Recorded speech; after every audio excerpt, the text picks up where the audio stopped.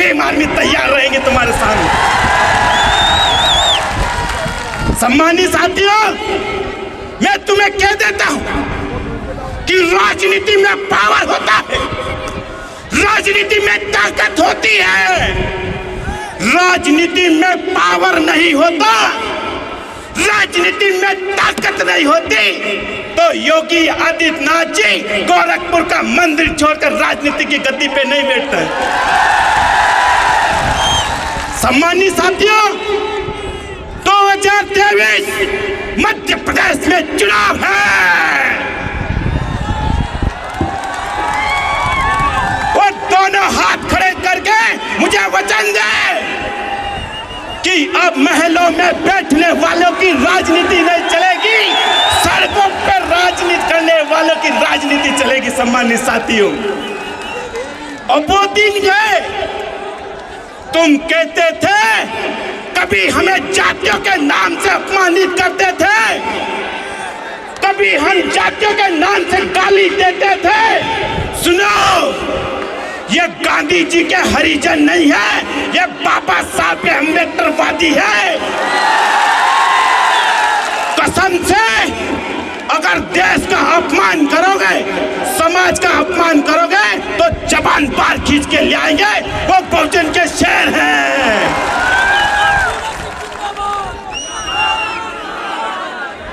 सम्मानित साथियों, समय कम है, समय मुझे बहुत कम मिलता है, फिर भी मैं कह देता हूं, एक मुर्गी होती है, वो तुम्हें बहुत कुछ सिखा जाती है। मुर्गी अंडा मालिक के घर देती है, लेकिन मेरी समझ 5 साल तक आपका खाती है, अपना ओढ़ती पहनती है, लेकिन वोट देने की बारी आती है तो दुश्मनों को वोट दे देते हैं। सम्मानित साथियों, मैं उज्जैन से आया हूं और उज्जैन में गधों का मेला लगता है और एक गधा 20-20 हजार से लेकर 1-1 लाख में बिक जाता है, लेकिन मेरी समाज 50 रुपए की क्वार्टर में बिक जाती है। तुम्हारी गधे से ज्यादा हैसियत नहीं है।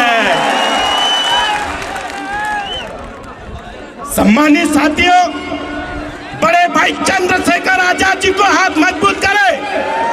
हम पहला कानून बनाएंगे, जम्बूरी मैदान से नीला कफन बांधकर तुम्हें वचन देता हूं कि पहला कानून संसद में ये बनेगा कि जो लोग तुम्हारी घोड़ी रोकते हैं, वो लोग तुम्हारी घोड़ी की लगाम पकड़ने के लिए मजबूर कर देंगे। पहला कानून बनाएंगे।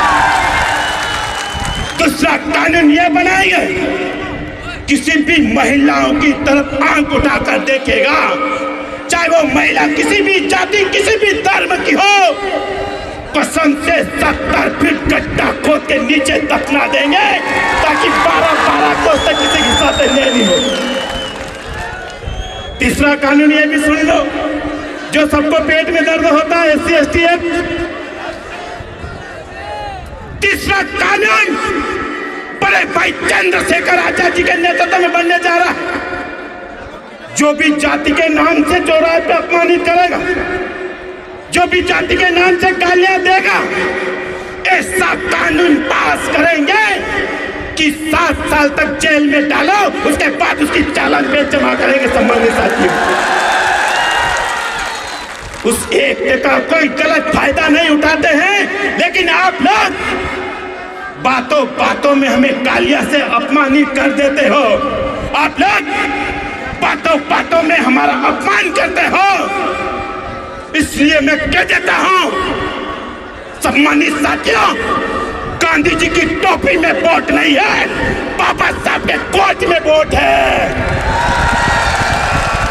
इसलिए तो बोलते हैं, योगी जी भी बोलते हैं कि मैं भी जय भीम वाला हूँ, और मोदी जी भी बोलते हैं कि मैं भी जय भीम वाला हूँ, और डिक्की राजा भी बोलता है मैं भी जय भीम वाला हूँ।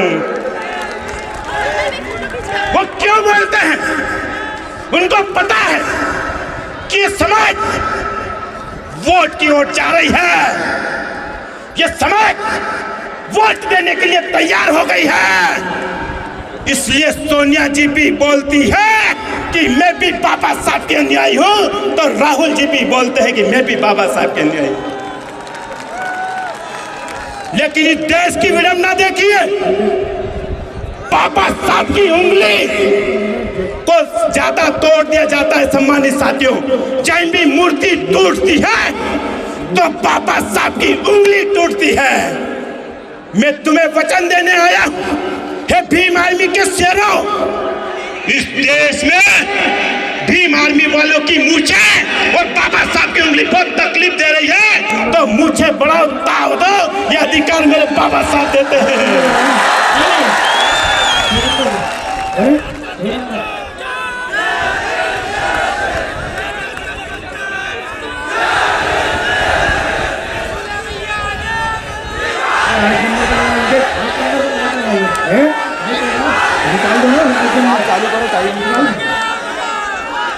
जमीन पर बैठे हुए जमींदारों, मैं तुम्हें झुक झुक कर प्रणाम करता हूं।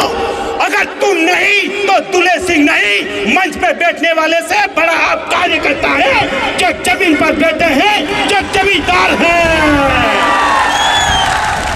ये ताकत, ये सम्मान तुम्हें देखकर मिलता है। सम्मानित साथियों, अगर आप नहीं होते तो हम भी नहीं होते। सम्मानित साथियों, तो सबसे बड़ा कार्यकर्ता ताकतवर होता है। आप इसी प्रकार हौसला बुलंद करें, बाबा साहब की उंगली का इशारा समझे।